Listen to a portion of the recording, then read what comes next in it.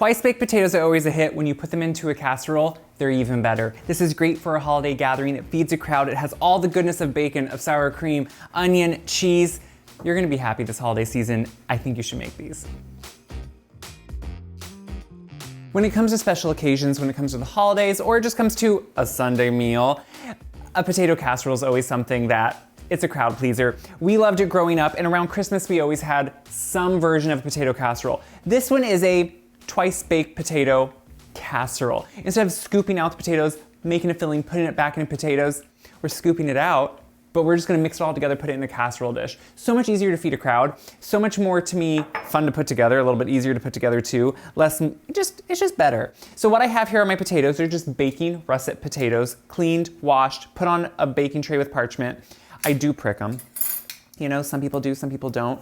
But why go through the process of possibly having them burst in the oven if you don't have to? So we're gonna prick them just a few times each with a fork, the rest are done. And once they're baked and cooling, we're gonna make the components that go with it. There's gonna be bacon, there's gonna be sour cream. You know they're gonna be good because a twice baked potato is good. So let's put them in the oven, let them roast or bake, and then we'll make the casserole.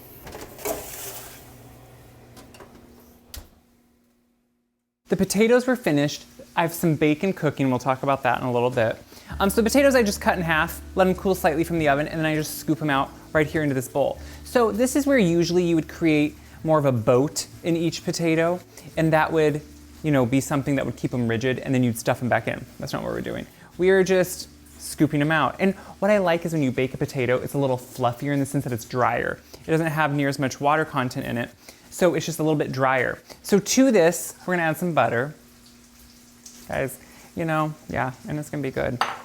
We're gonna add that right in there. We're gonna let it kind of melt as we it was softened butter, just like room temperature. I'm gonna go through and mash these. Now, not perfectly, because the point here is, this is a casserole, and it's okay if it's a rustic casserole. And while these are kind of mashing per se, which you can see since they're baked, it's super easy, I'm gonna add in some buttermilk. Now, the buttermilk has more flavor than just whole milk, and I like that. It adds a little bit of a tang, a little bit of interest. So I'm gonna pour that in and keep mashing. So while I'm mixing all that together, we have some sour cream to add. Yeah, that's what these are. These are good potatoes, and they have all that goodness in them. Along with that, a good dose of salt. So this is a lot of potatoes, and guess what? Potatoes need salt. They need seasoning to actually bring out that flavor. Gonna add in some pepper. Just crack it right in there, or use ground, whatever you use in your kitchen. And the thing is, now we're starting to add that creamy consistency. So up to this point, this is really somewhat the same as any twice baked potato you've had, filling wise. It has a sour cream, it does have buttermilk, maybe instead of just traditional milk, but all that works together. So we're gonna let that sit there for a second. And over here we have bacon going. So the bacon's been cooking, and I'm just pulling off the last pieces. So you just cook it to whatever darkness you like. I like some nice crispy bacon personally. I like the crisp edges on it. Now what I'm gonna do is pour off all but, you know, about a tablespoon or two of that oil and that grease. And what this is gonna do now is be the best mode, make sure no drips are there, the best mode, because all those brown bacon bits are in the bottom of that skillet. I'm gonna put it on low heat. I'm gonna add some chopped scallion to it. So scallion is a green onion, and a lot of times we like it fresh, and it is good fresh. But if you cook it in some bacon grease, I'm gonna say it's somehow even better. So we're gonna cook this just for a couple minutes. It doesn't take long because scallion doesn't take long. And we'll add a little bit of garlic.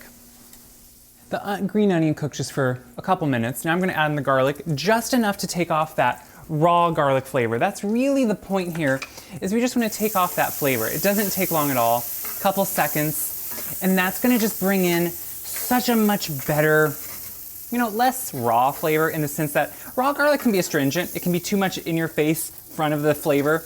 You want this to be a little bit more subdued. And so just like 30 seconds to a minute in this heat, it really does that. So now I'm gonna bring it over, and this is when we can really start assembling everything.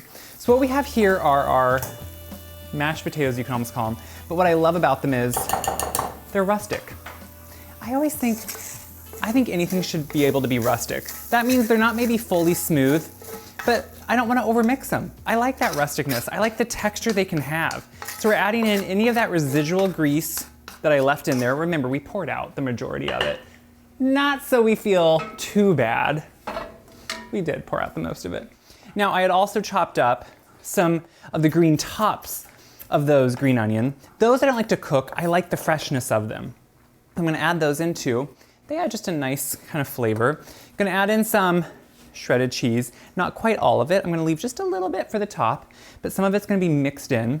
Now again, these are pretty traditional, pretty Midwestern, shall we say. I'm someone that does not mind my Midwestern roots. I love to enjoy them. I love to use them. There's sometimes more of a special occasion thing, like when you're having a food like this. And then we're gonna put up chopped bacon. So this is the bacon we cooked. We're gonna add it right in there, and then we're gonna mix all this together. So this is a big pile of potatoes. So be mixed with caution, be careful. The thing is here, this can serve quite a few people, and that's what I love about it. Instead of having to put it in, into each half a potato, you don't have to do that here, and that's the beauty. And what's nice is too, you're gonna say, because who portion controls, but instead of a whole potato, sometimes they can be big and you mound it into it. You can portion control with these, if you so choose. See, I'm helping us all with this recipe. Once it's all mixed together, this is one of the few recipes where you could put in it season to taste. You can taste at this point. There's nothing raw in here you can't eat. So you can taste it. That's good. A little bit more salt. Now remember, potatoes use up a lot of salt. And I'm always gonna just say more pepper because I like peppery potatoes. I do. Gonna mix that in too. We're gonna just stir it together. Now let's just pour it right into our baking dish. Now I did grease the baking dish just to make sure, but look at this piling in there. Is that not beautiful? I mean, guys, holidays coming, so my nieces, my nephew, my sister, my brother-in-law, stepdad, my mom, all of them will be around, and we will be enjoying potatoes at some point this holiday season, and I think it's gonna be these, and I think you can see why. So spread them out to a somewhat even consistency, and you can see here, this is a twice-baked sweet potato filling, just in casserole form. I think what's nice is it takes, you could make this ahead at this point, you could just cover it. You could even put it in the fridge for a day, then you could get it out and bake it. How nice is that? Now I'm gonna put a little bit of cheese on top, just to gild the lily, let people know what's going on, as in, guess what, there's cheese. And we're gonna sprinkle it, and then we'll put it right into an oven. Let it get bubbly all throughout, that's the important part. Let that cheese melt. It's gonna be good. So after this came out of the oven, I just sprinkle on a little bit of parsley and chive chopped up together. You can see I like the cheese to get a little bit browned. Browning is flavor. I think that's something to remember. So then at this point, you can eat it.